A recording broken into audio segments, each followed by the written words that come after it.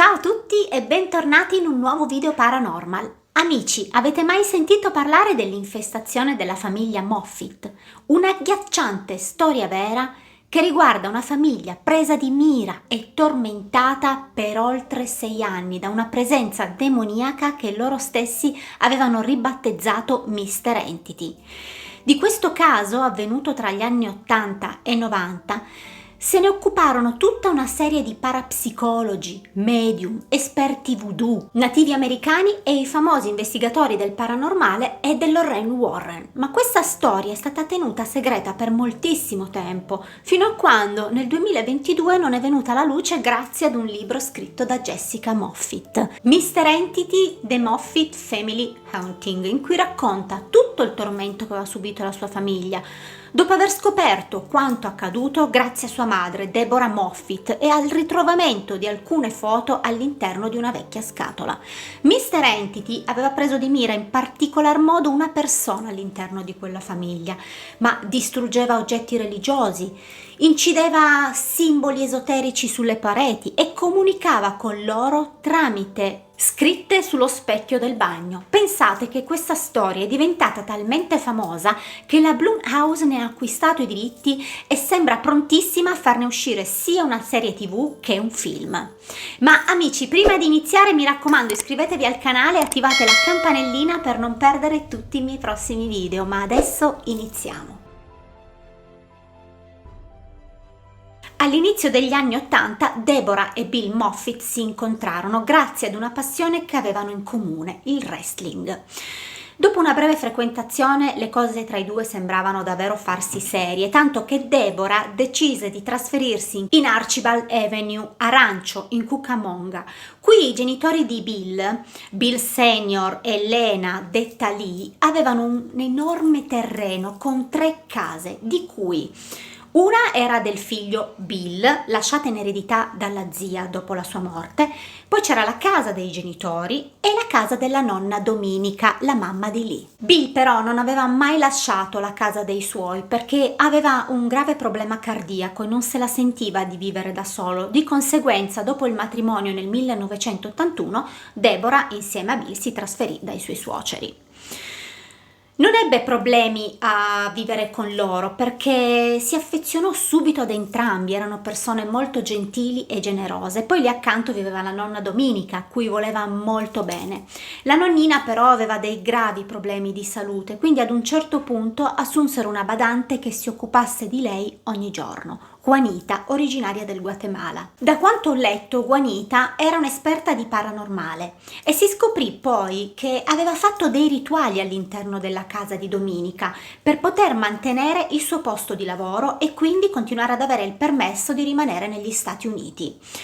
Questo perché lei aveva solo un visto lavorativo che le permetteva di restare finché Dominica era in vita. Per questo sembra che fece il rituale, perché Dominica avesse sempre una buona salute. Purtroppo però le cose non andarono come sperava, perché poco tempo dopo Dominica morì.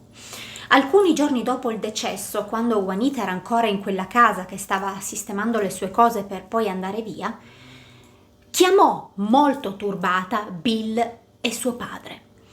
I 2 uomini accorsero immediatamente da lei perché al telefono era davvero molto agitata e in preda al panico, ma quando stavano per arrivare la videro uscire di corsa dalla porta d'ingresso e fu lì che videro una sfera bianca molto luminosa che la stava seguendo.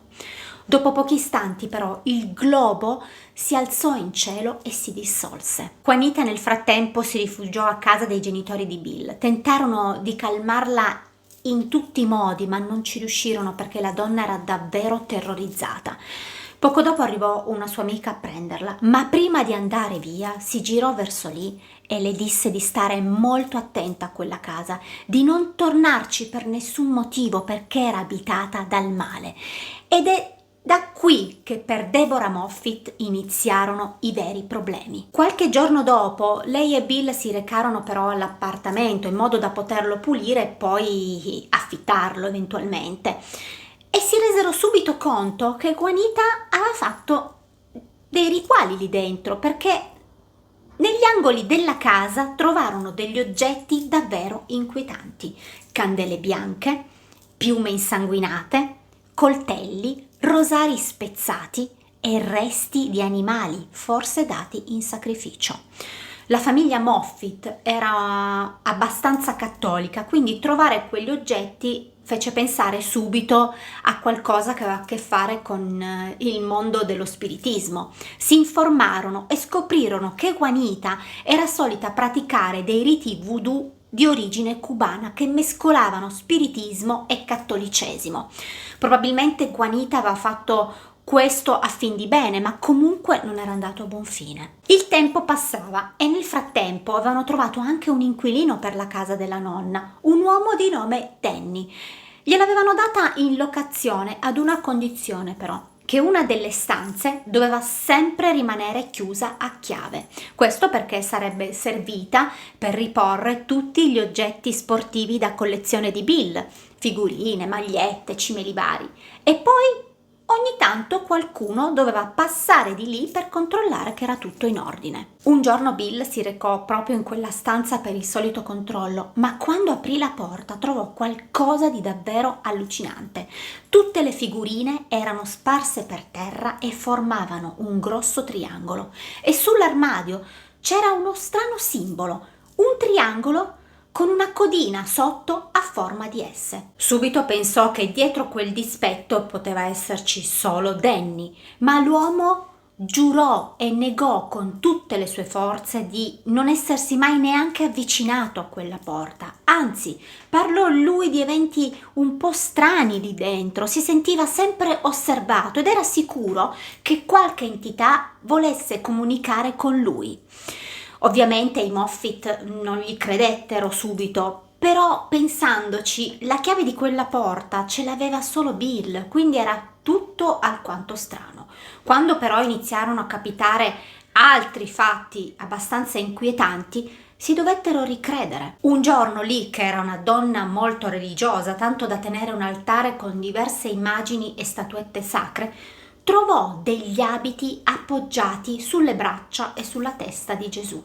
E non solo, vennero ritrovati anche un orologio e un portafoglio in alcune stanze della casa, e tutti quegli oggetti appartenevano a Danny, ma erano scioccati perché non riuscivano a capire come avessero fatto ad arrivare lì dentro. Ovviamente glieli riportarono, gli chiesero anche delle spiegazioni, ma l'uomo anche qui negò di saperne qualcosa. I Moffitt erano davvero turbati al pensiero che qualcuno si fosse introdotto in casa loro. Questo andò avanti per un po' di tempo, fino a quando Danny, stanco di tutte quelle stranezze, diede ai Moffitt un giorno di preavviso e andò via da quella casa. Da lì in poi nessun oggetto venne più trovato fuori posto. Poco tempo dopo, Deborah e Bill decisero di andare a pulire la casa per poterla consegnare ai nuovi inquilini, ma quello a cui si trovarono di fronte li sconcertò. La casa era tappezzata di strani simboli, croci, triangoli, asce e parole incomprensibili. Non solo, Deborah disse di aver visto delle statuette raffiguranti dei cani girare la testa verso il muro quando lei aveva spostato lo sguardo.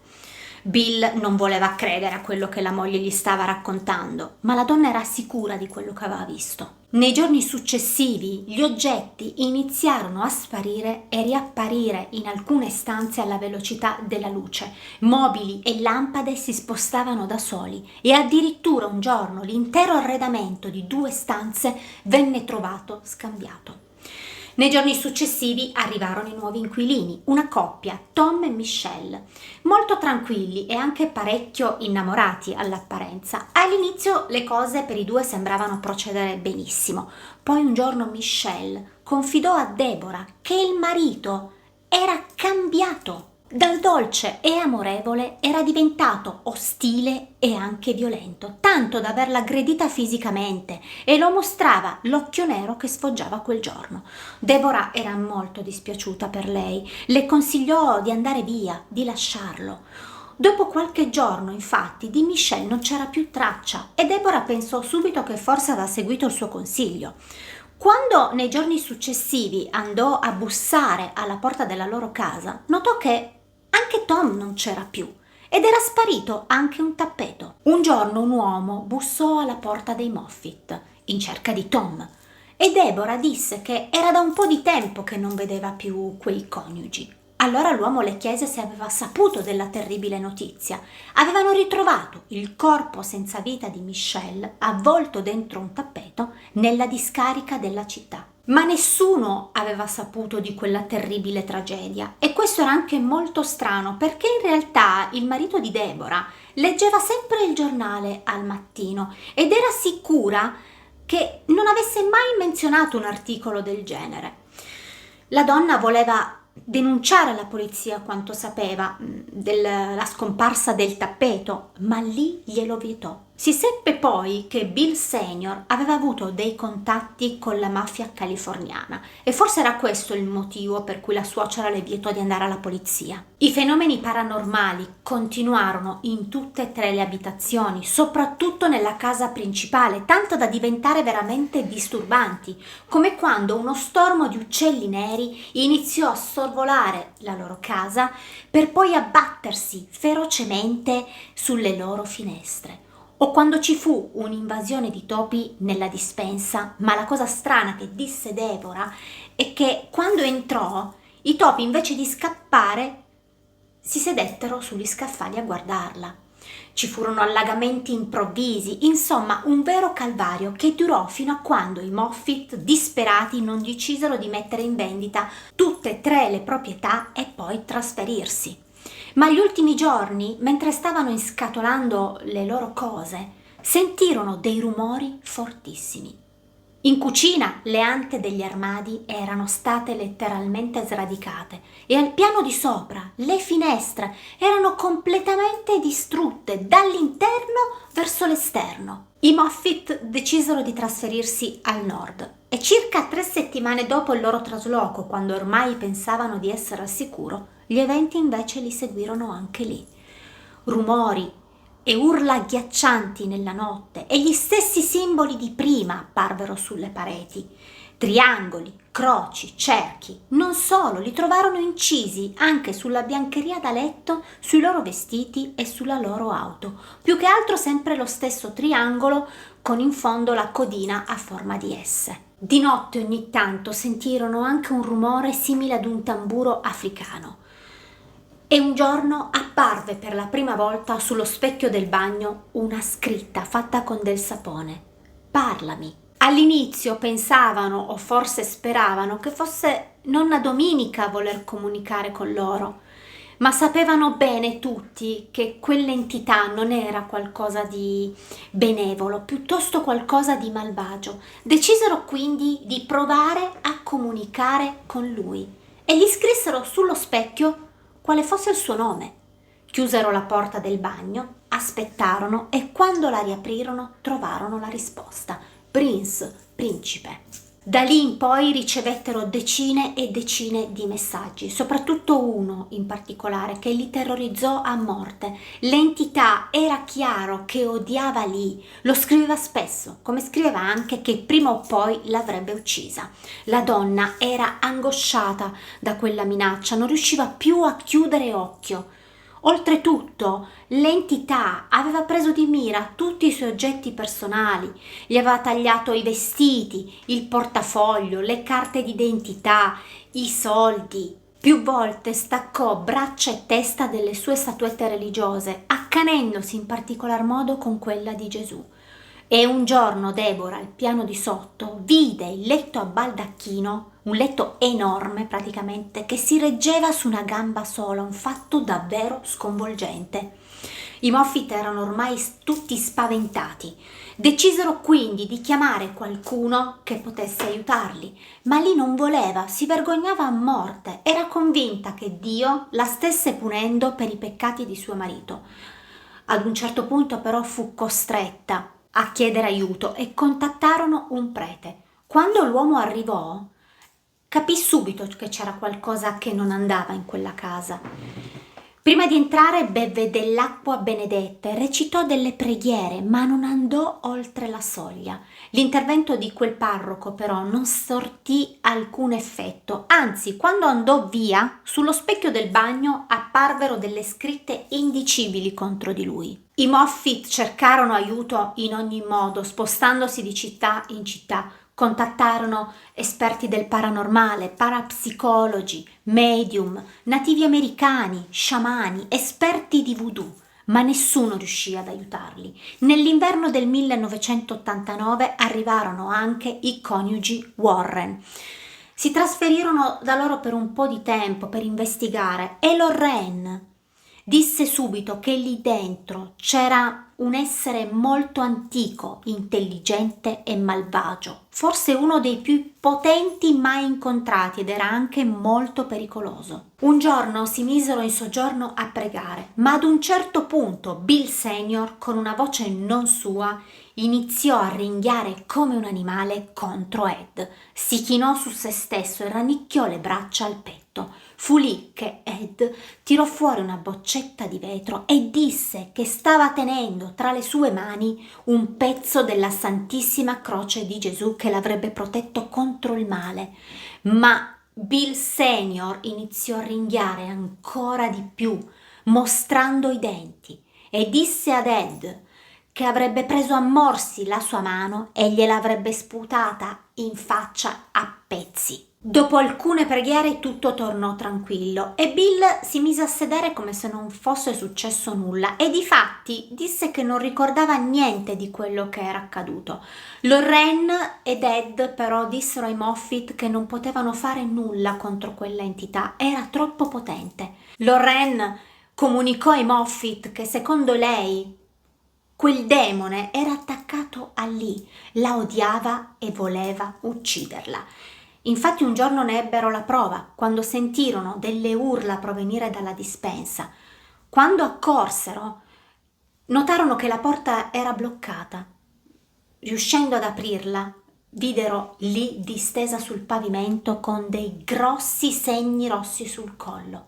L'entità glieli aveva procurati, aveva tentato di strangolarla. A quel punto Deborah era davvero stanca di tutta quella situazione. Non avrebbe permesso a nessuno di fare del male alla sua famiglia, quindi prese coraggio e chiese all'entità di sparire per sempre, di lasciarli in pace.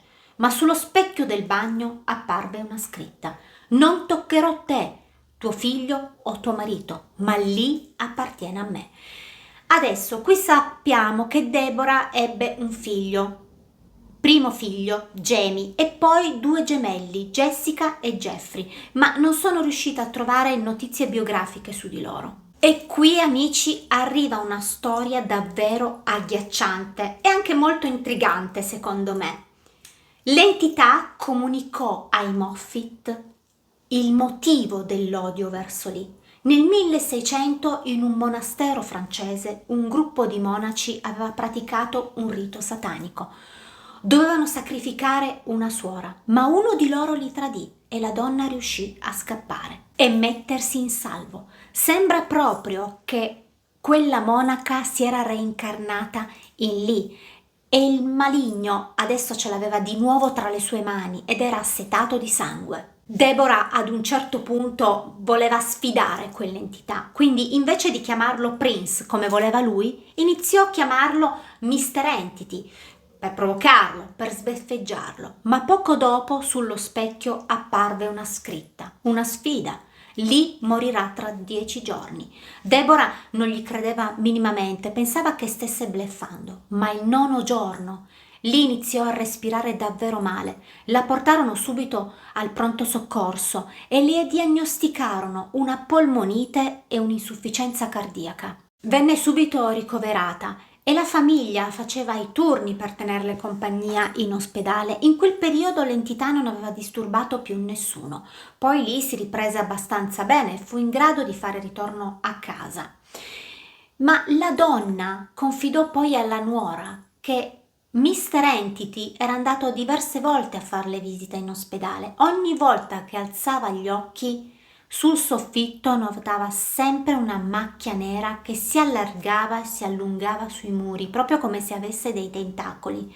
Un giorno si avvicinò anche al suo letto e intravide un braccio che si protendeva verso di lei. Sembrava la sagoma di una donna anziana e lì riconobbe sua mamma Dominica. Lì doveva affrontare una lunga degenza e portare sempre una bombola d'ossigeno con dei tubi attaccati alle narici. Una notte però Deborah la sentì ansimare. Corse subito da lei e notò che i tubi erano stati tagliati. La donna disse che aveva visto una figura scura con una bocca spalancata e degli occhi vitrei che cercava di avvicinarsi a lei. In quel momento Bill Senior si alzò di scatto dal letto urlando come un pazzo. Aveva sentito qualcosa di freddo e metallico scorrergli sulla gamba. Tirò via la coperta e notarono uno strano pugnale che non apparteneva a nessuno di loro. Deborah ne aveva davvero abbastanza di tutta quella storia e cercò nuovamente di comunicare con l'entità.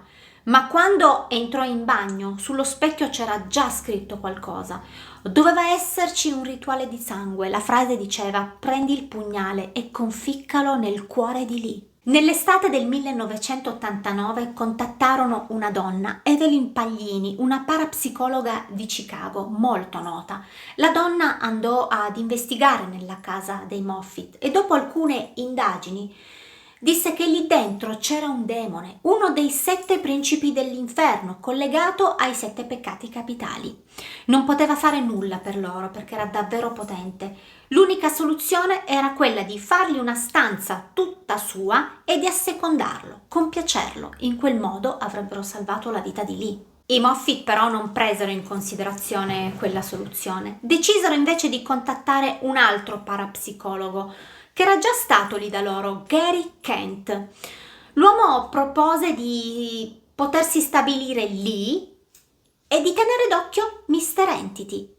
Ma fu proprio lui ad essere preso di mira dalle entità, comunicando ai Moffitt che Kent era il monaco che aveva aiutato a fuggire la suora in quel monastero nel 1600. Quindi lo odiava perché a causa sua non si era potuto portare a termine il sacrificio. Anche Kent però li lasciò perché non poteva fare nulla per loro. Quell'entità era davvero troppo malvagia e potente. Verso la fine del 1990 Deborah iniziò a notare un cambiamento nel suocero. Era sempre di cattivo umore, silenzioso, saltava spesso le cene di famiglia, era sempre rinchiuso in camera sua al buio e oltretutto era dimagrito tantissimo. Lì confidò anche a Deborah che spesso di notte lo trovava seduto sul bordo del letto che borbottava qualcosa tra sé e sé, ciondolante e con le mani sulla testa, come se fosse tormentato da qualcosa. Poi all'improvviso si girava e la fissava con gli occhi spalancati senza neanche dire una parola, e la donna era terrorizzata da questo atteggiamento, tanto che lo cacciò dalla loro camera e gli disse di andare a dormire in un'altra stanza, ma Bill Senior non l'ascoltò minimamente, anzi ogni notte tornava al suo posto. Qualche giorno dopo capitò anche un fatto davvero incredibile. Deborah e Bill si svegliarono di soprassalto quando sentirono una specie di ululato. Accorsero in camera di Lee e videro il suocero con il naso all'insù che stava ululando come se fosse un lupo. In realtà però sembrava che stesse dormendo. Deborah infatti lo scosse un pochettino. Lui si riscosse subito, ma poi tornò a dormire tranquillamente come se non fosse accaduto nulla. Una mattina Deborah sentì qualcuno entrare e uscire dal bagno in continuazione. Sbirciò verso il corridoio e vide il suocero che stava rientrando di corsa in camera sua. Deborah andò in bagno e notò che sullo specchio era stato cancellato qualcosa. Chiese all'entità se il suocero aveva appena parlato con lui e la risposta fu chiara. Quello stronzetto voleva che lui uccidesse sua moglie, ma non poteva comandarlo in alcun modo. Deborah era scioccata da questa cosa e la confidò alla suocera. Le disse che il marito stava complottando contro di lei, ma la donna non sembrava tanto sorpresa. Le confidò che qualche giorno prima l'aveva visto che frugava tra i suoi documenti bancari. E lì Deborah scoprì che Lee aveva ereditato una vera fortuna, era ricca, ma non aveva conti in comune con il marito. Lui non aveva accesso assolutamente ai soldi della moglie e a quel punto a Deborah fu tutto chiaro. Se Lee fosse morta, Bill Senior avrebbe ereditato una grande fortuna. A quel punto la famiglia esortò Lee a farsi vedere da un medico e lui accettò di sottoporsi ad una perizia psichiatrica. In quelle 2 settimane l'entità non disturbò mai nessuno e quando l'uomo fu pronto a tornare a casa perché superò la perizia senza problemi, andarono a prenderlo il figlio e la moglie. In clinica però entrò solo Lee e dopo pochi istanti la videro uscire di corsa. Confidò al figlio e alla nuora che i medici le avevano accusata di aver inventato lei tutta la storia dell'entità per potersi liberare del marito. Quando arrivò Bill Senior, infatti, e salirono in auto, le si avventò contro, le disse che doveva vergognarsi, che lei era la vergogna di tutta la famiglia, ma alla donna non andò giù quella storia. Infatti quando fecero rientro a casa lo buttò fuori. Bill tentò di trattenere la sua rabbia, ma alla fine fece le valigie e andò via, ma prima di andarsene gli disse che non sarebbe finita lì, che prima o poi sarebbe tornato. Passarono 2 mesi e la famiglia si rese conto, con l'assenza di Bill, che quell'uomo era stato una presenza negativa per loro.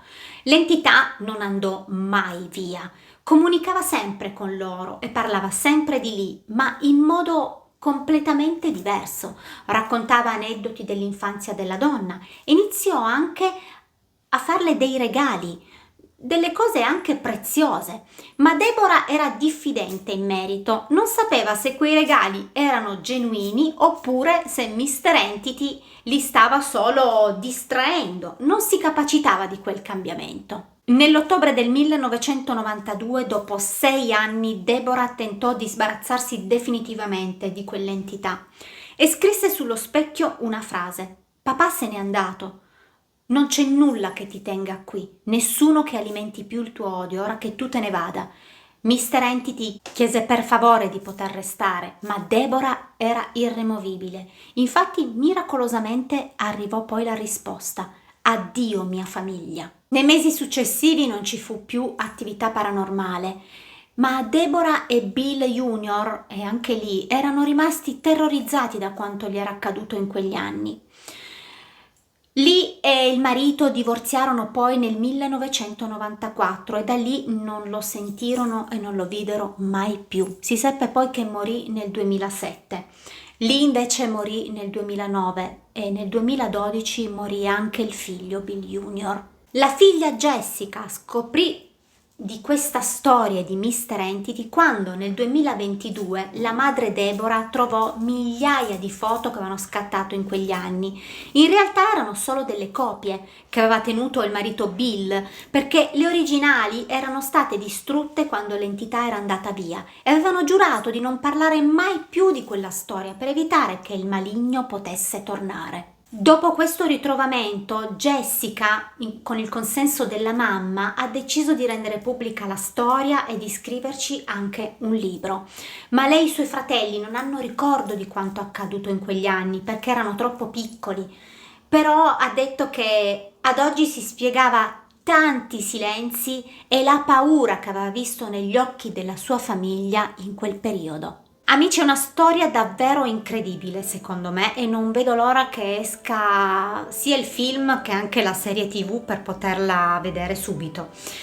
Ho fatto difficoltà a trovare delle informazioni in merito ai figli di Deborah e Bill perché ovviamente questa è una storia veramente recente.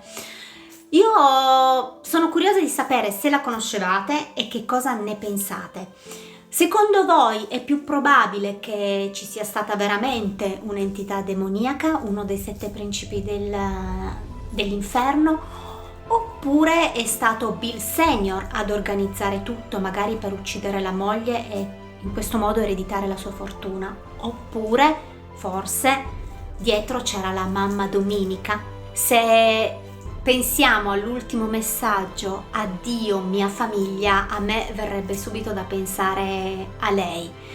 però rimane tutto un po' così avvolto nel mistero. Mi raccomando, se questa storia vi è piaciuta lasciatemi un like, io vi mando un bacio grande, ci vediamo domenica con un'altra storia. Ciao amici!